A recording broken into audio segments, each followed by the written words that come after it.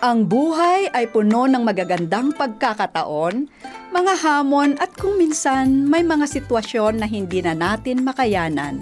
Pero tandaan, hindi mo kailangang harapin ang lahat ng mag-isa. Tune in to Faithcast kung saan tayo ay magsama-samang pag-usapan ang pamilya, relasyon, personal na paglago, mga pagsubok sa buhay at ang pag-asang matatagpuan lamang natin sa Diyos. Pakinggan ang Faithcast tuwing Linggo at Miyerkules, alas 9 hanggang alas 9:30 ng umaga. This is Rolin Cadalig. And this is Lou Imperial. Be inspired Be encouraged. and let's keep rolling in the loop of faith. Dito lamang sa Faithcast. Hello friends! Magandang umaga po and welcome to another episode of Faithcast kung saan ang pananampalataya natin ay hindi lang something we believe. Yes. It is something we live. Hello everyone, I'm Lou. And I'm Rolin Cadalig. Alam mo, Lu, napakasaya ko ngayong umaga. Kasi isang makabuluhang usapin tungkol sa ating paglago Yes. bilang isang babae. We really talk what truly matters to us as women. At syempre, ang ating pag-uusapan dito ay tungkol sa ating pananampalataya sa Diyos. And this is, I think, what matters The most to us. Yes. So before we start, no, ma'am, gusto ko pong ibatiin ang ating mga listeners and viewers po sa AWR 89.1 FM, pati na rin po sa ating Facebook page and YouTube channel na Adventist World Radio Manila. Kamusta po kayo? Salamat po sa inyong pag-tune in and we hope marami po tayong matutunan this episode, ano, at saka may apply natin ito sa ating mga personal na buhay. Kayo, ma'am, meron ba kayong gusto batiin? Lu, yun naman ang purpose natin na talagang matuto sila sa ating pinag-uusapan dito at umiikot na tayo sa mga ating mga missions at saka sa iba't ibang lugar at nakikita natin yung positive feedback nila about this program. Thank you so much sa mga po. kababaihan natin dyan, sa mga nagsa-celebrate ng mga yung nagla-launch pala Na ng I Will Grow. I Will Grow. At salamat sa inyong pag-launch ng I Will Grow initiative natin. Opo, maraming salamat po, but we give all the glory to God. Yes, Opo, ayan mga kaibigan. Last episode po ang pinag-usapan natin, na-tackle natin ang about beauty. Yes, at nalaman natin na inner beauty is more important than outward beauty. Ayan. Pero importante naman itong Yes, dalawa. it's yung both inner important. and Outer. outward Yes. beauty. Pero ang mas importante ay inner. Inner Yun nga pa yung rin. sinabi mo, Luna, Opo. yung ano yun, sa pag-apply ngayon, ano yung gusto ng mga sa businesses, sa corporate Ay, yung pretty work? privileges. Pretty privileges, pero natuklasan nila na ang mas Mas importante importante pa ay yung character. attitude, Mm-mm. character. Yes. Tama. Opo. And most importantly, we need to see ourselves on how God sees us. Yes. And how God values Values us. us. So ngayong umaga, ang topic po natin is something that I think every woman needs. Something we need at home, something we need at work, sa ministry, sa ating mga relasyon, at syempre, sa ating paglakad kasama ang Panginoon. Ano ba itong importanteng topic Sige, ma'am. natin Kayo ngayon? magsabi. So, ayan, ang topic po natin ngayon ay about boldness. So, when we say boldness, ma'am, ano ba ang pumapasok sa isip natin? Ako pag sinabing, oh, you're bold, yung ikaw ay may confident, yung hindi ka nahihiya kapag niyaya ka na gawin mo ito, yung meron kang tapang Hindi ka ba? natatakot magsalita. Hindi ka natatakot na, halimbawa, lalo na sa atin, maraming nagsasabi na, hindi ako marunong magsalita. Nung natatakot ako na pupunta sa harapan. So, yun yung mga pag-bold, sila yung kaya nilang magsalita, kaya nilang mag-express ng kanilang idea kahit maraming tao. At yung kayang sabihin ng gusto nilang sabihin. Yes. Yan, yung parang, I know what I want and I'm going to get it. What I say, is what I get. Merong ganun na kababaihan. Yung So ito talagang po yung bold. sinasabi na strong personality, Yes, po, oo. na kapag may problema, hindi na kailangang tanungin kung ano po yung opinion. Kasi sasabihin niya talaga. Yes, kung ano yung nasa isip Oo. niya. So, yan ma'am, ang boldness. Kaya yan, tama yan, Lou. Kaya habang ako din, alam mo yung boldness, yun yung gusto ko talaga mula nung growing up ako. Kasi I grew up to a family na ang father ay very strict, disciplinarian talaga, na hindi mo madaling ma-express yung sarili mo. Kaya when I was growing up, ito yung gustong-gusto ko talaga na na meron ako din Magkaroon na sana. trait. Oo, na madali kong isabihin yung aking ideas. Pero alam mo, habang binabasa ko itong topic na ito, itong ating pinag-aaralan, itong topiko na ito, Opo. na-realize ko na biblical boldness is something much deeper. Hindi lang yung gusto natin na ma-express natin yung ideas natin. Boldness is not about being loud, it's not about being aggressive, it's not about always being confident, and it's definitely not about being fearless. Kasi pwede ka na maging bold na may takot din. Yes, that's right, ma'am. Parang boldness is having the courage to act because of what you believe. Yes. Ayan. And for us women of faith, ano po tayong mga kababaihan sa pananampalataya, ang ibig sabihin po ng boldness ay maaring may takot po sa ating Yes. mga sarili, but we still move forward. Meron tayong mga tanong, but we still trust. We may Yeah. not know what will happen, but we still ask. Ayan. And sometimes, we may feel unworthy, but we still come to God. Kaya sa akin yung boldness is humility. Yung admitting that we don't know everything. Kaya express Yes. natin yung ating concern sa Panginoon. And that is exactly what we are going to talk about this morning. Because in the Bible, I love the story of Aksa. I don't know if you heard Ayan. about the story Medyo of Aksa. hindi ako familiar sa kanya kay Oo. Aksa. So, itong si Aksa, matatagpuan natin sa Book of Joshua, chapter 15, verses 17 to 19. Dito lang na isulat itong story na ito, yung The Woman Who Asked.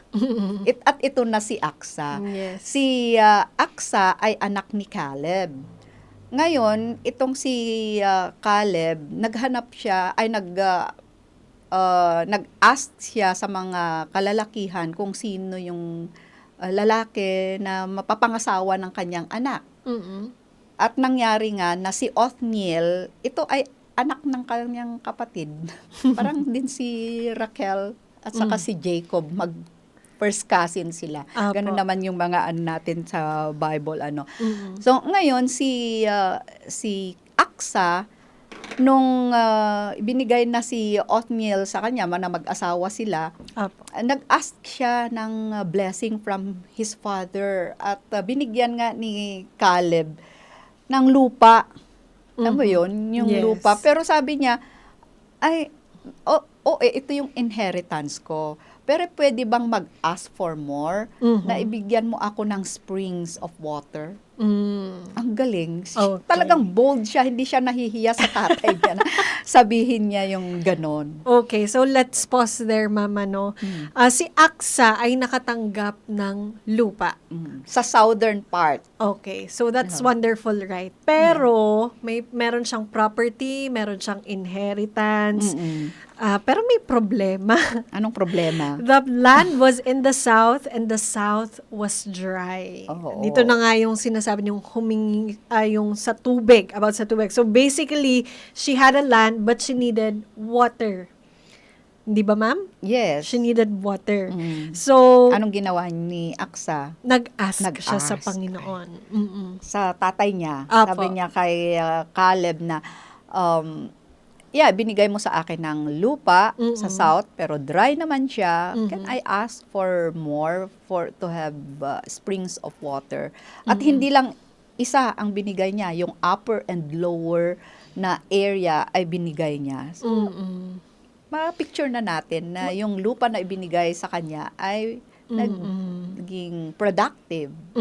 So may opportunity, kailangan niya ng resources, so ibinigay yun sa kanya. Yes.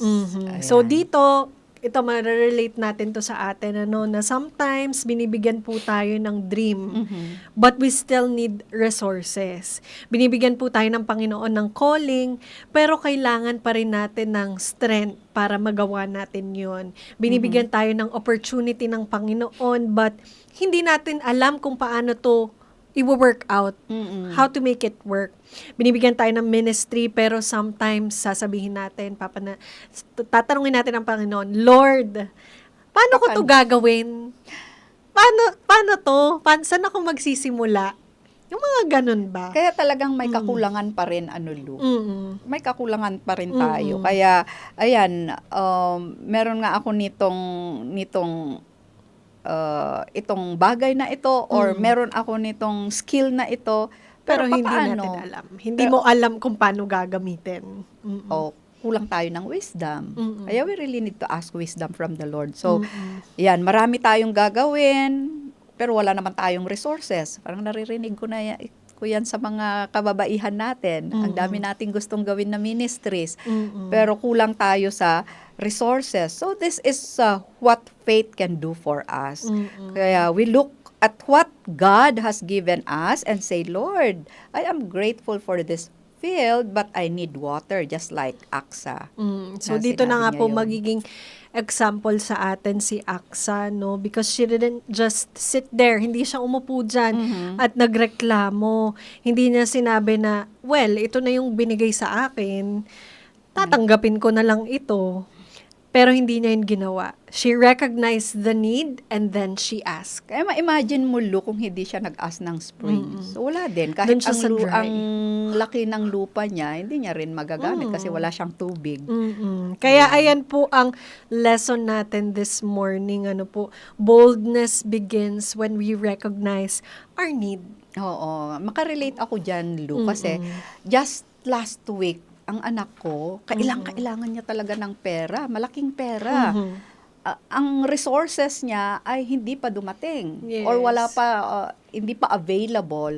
Buti na lang, yung may tapang din siya na mag-ask. And he messaged us na, Mami, Daddy, kailangan ko nito. And alam mo, as parents talaga, pag Gagawin ang mo anak lahat. ang hihingi, may kailangan, talagang gagawan mo ng paraan. At praise the Lord.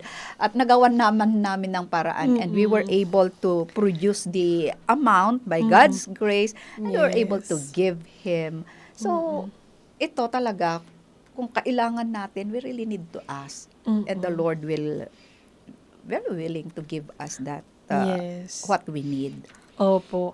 Kasi, if you don't recognize that you need water, you will never ask for the spring. Hindi po ba, ma'am? At gusto ko lang sabihin din na recognizing our need is not a weakness. Kasi minsan parang ayaw natin mag-ask ng help kasi baka akala ng iba, weak ako, o weak siya, Or nahihiya. Oo. Kasi baka hindi pagbigyan, gano'n. Oo. But Kaya if we ask marami namang boldly, factors kung bakit hindi tayo nag-a-ask. But then again, biblical boldness is we really need to identify that need and recognize that we need someone to help us. Yes po. So, ayan mga kaibigan, siguro sa mga nakikinig po sa atin ngayon, no, ito po ay magandang paalala sa bawat isa sa atin na it's okay to admit that we need help.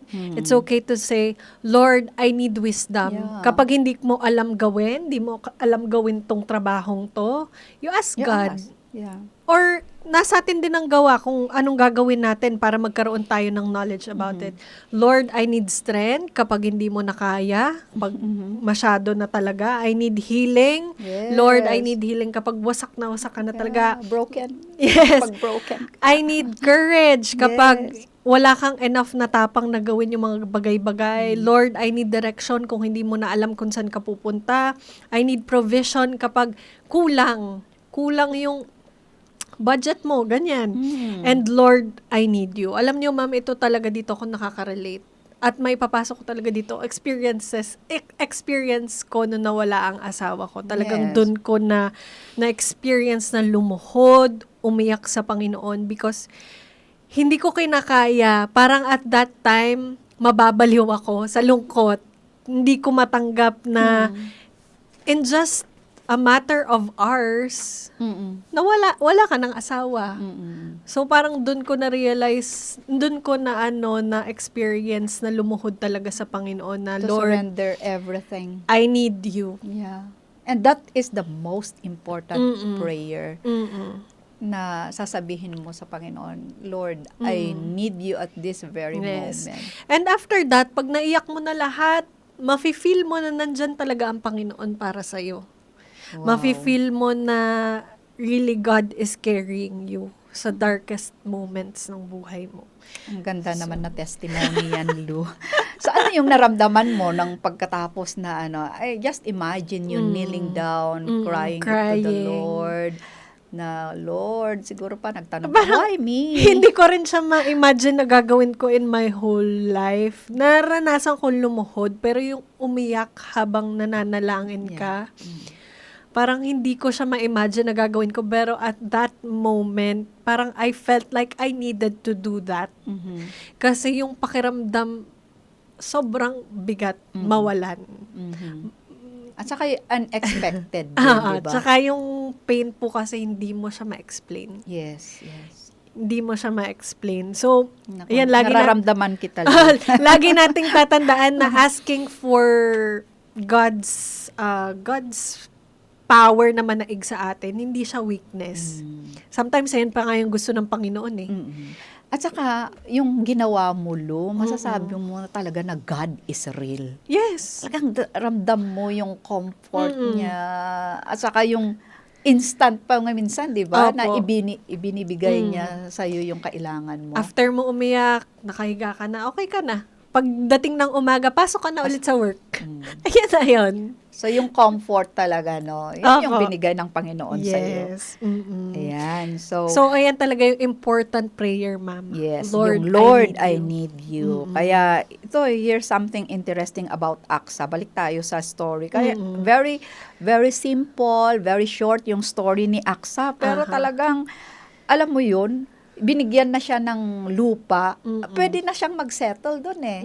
Kahit hindi na siya bigyan, kasi meron na yun. Pero, she looks beyond yung blessing na naibigay sa kanya.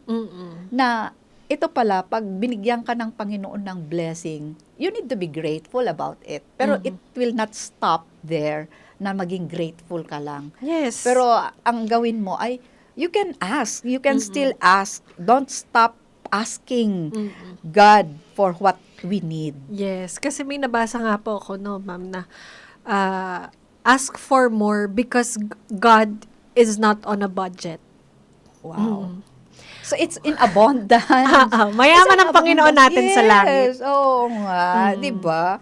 So, kaya napakaganda talaga. Ay, Dare alam to ask for more na Yes, ma'am. talaga. Alam nyo, yan din yung favorite saying ng asawa ko, no? Pag before kasi na, halimbawa, maubusan na kayo ng budget. Pagka may something na kailangan, sasabihin niya, mayaman ang ama ko sa langit. Gusto ko yan. Gusto ko yan, di ba? Tayo nga ng mga magulang, kung ano yung meron tayo, binibigay natin sa mga anak natin, nire-remedyohan natin. Ang Panginoon, hindi na siya nagre-remedyo eh. Binibigay na kaagad Kasi mayaman yan. siya. At alam niya kung ano yung kailangan natin. So ito naman, pag meron tayong hiningi sa Panginoon, hindi naman ibig sabihin lahat-lahat ibibigay niya sa iyo kung Sometimes ano yung gusto niya. ano pa rin, may no pa rin. By no. Because Or wait, He knows what is better. What is best. Oo. Yes, And best for us. And it is in her perfect time. Yes. Minsan na-delay. Kasi hindi pa time.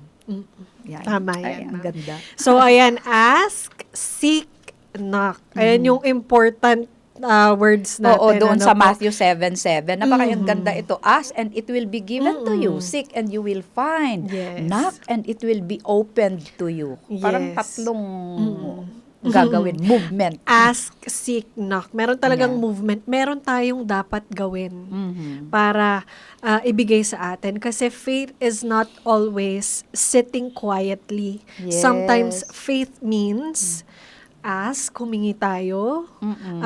Sometimes faith means seek. And sometimes faith means knock again. Knock again. Knock ka lang ng knock hanggang sa ibigay sa'yo. Gusto ko yan. Opo. Diba? So, kaya nga, yung AXA story talaga, don't settle for a dry field when you can ask God for living water. Ang ganda niyan. Alam mo, napakaganda itong story na talaga na ito nang nabasa ko. Ito, sabi ko, oh, kantang ang laki ng makukuha natin na lesson dito. Na we need to ask for the living water talaga. So, ayan na nga po.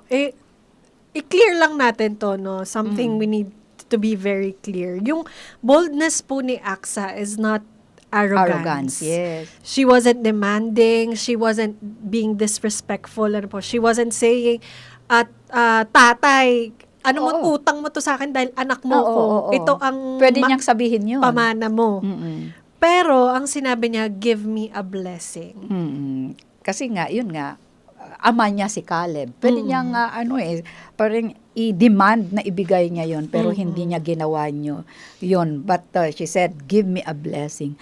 So she approached her father with confidence. She knew who her father was. Kaya napaka-importante, Luna, kilalanin natin ang Panginoon natin, ang Ama natin sa langit. Yes. Kung kilala natin siya, talagang we can ask anything from Him. Boldness comes from knowing who you are talking to. Yes, Yun yung that's importante right. na matutunan natin dito. And that's powerful, ma'am. Tayo ay maging bold in prayer, not because we are powerful. Ano po? We are bold because God is powerful. And yeah. also, hindi tayo bold because we know what tomorrow will bring. Tayo po ay bold kasi alam natin ang may hawak ng bukas. At yun Yes. po ay ang Panginoon natin. So, ma'am, move forward na po tayo Oo, sa women. Para sa sa- ating mga kababaihan who ask boldly. Ano po, dahil napakabilis ng oras. Napakabilis Oo nga. ng oras natin. 30 minutes lang talaga, kaibigan, no? So, Lou, I think women today need to hear this. Opo. You are allowed to ask. Yes. You are allowed to ask. Ask what is in your heart, gaya ng awit. Alam mo yung inawit nila last sa worship natin na ang sabi ay, If it Ano yan? matters to you. if it matters to you, it matters to the master. Ay, Yes. gusto ko yun. Ang ganda. Kaya we need to ask for wisdom, ask for opportunities, kaibigan. Ask for Opo. opportunity, ask for strength, ask for healing, ask for restoration, ask for courage, ask for God's guidance, and ask for the Holy Spirit. Yan, ma'am. At wag din tayo mag-ask for ourselves lang, ano? Oo. Para sa ating pamilya, sa ating mga anak, Yes. sa ating pong simbahan, ano po, sa ating komunidad, sa ating revival, sa ating mga sarili, yung opportunities to serve natin. At ang most important po ay yung i-ask natin, Panginoon, gamitin mo ang buhay ko para maging pagpapala sa iba. Amen for that. At alam mo, Lu, minsan ito yung naghihinder sa atin sa pag-aas. Kasi sasabihin natin, babae lang ako, nanay lang ako. Na may limitations ka Oo, porque babae na ka. hindi It's sana not natin that. isipin na, I'm just one woman. Halimbawa, leader ka sa church, I'm just a woman. Pero alam mo, si Aksa nga she's also a woman. But she is so bold in asking, but she had the courage to ask. Ayan. Sometimes one bold woman can change the direction of a family. Kaya ng babae, basta may boldness ka. No? One bold mother can change the future of her children. So, Yeah. nakaka-relate ako dito. Ano po, kasi ako na lang mag-isa. Oo. And one bold Kaya be wife, bold, Lu, be bold. one bold wife can bring courage into her home. One bold woman in ministry can inspire an entire church. One bold woman who prays can become a spiritual covering for generations. So, kailangan natin as women dapat may tapang May tayo. tapang.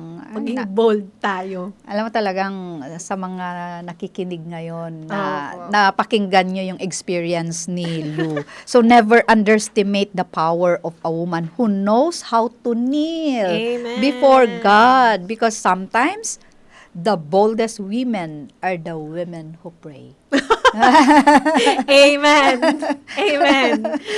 Okay, so dito na nga papasok ang faith challenge natin. Oo. Faith challenge of the week. Ayan, every week tayo nagbibigay ng challenge. Every Ginagawa episode. ba? Ginagawa ba natin, kaibigan, yung challenge? Kaya makinig at talagang tumutok lang kayo dyan sa inyong screen. Makinig Yes. lang at gawin itong challenge. And then you will grow in your faith. This week or today, no, maganda kung whole week i-practice natin yung about beauty, altruism. Ngayon at ay ito, boldness. Every woman listening to practice bold faith. Ano Yes. po? Ano tong bold faith na to? Ano yung challenge natin ngayon, ma'am? So ito yung challenge. Every morning, manalangin. At ito yung simple prayer lang natin. Lord, ngayong araw na ito, hindi ako matatakot.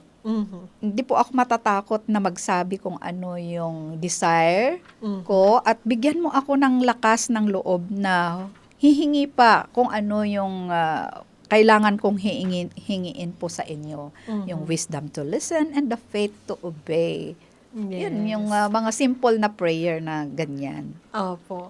Kaya sana marami tayong natutunan and magawa natin ito, i-identify natin ang isang area ng buhay natin na kailangan ng springs of water. Ito ba ang ating family, ang ating marriage, ang ating ministry, ang ating finances, ang ating pong kalusugan, personal growth, relationship, maraming bagay mga kaibigan. Isulat nyo yan and bring it boldly to God.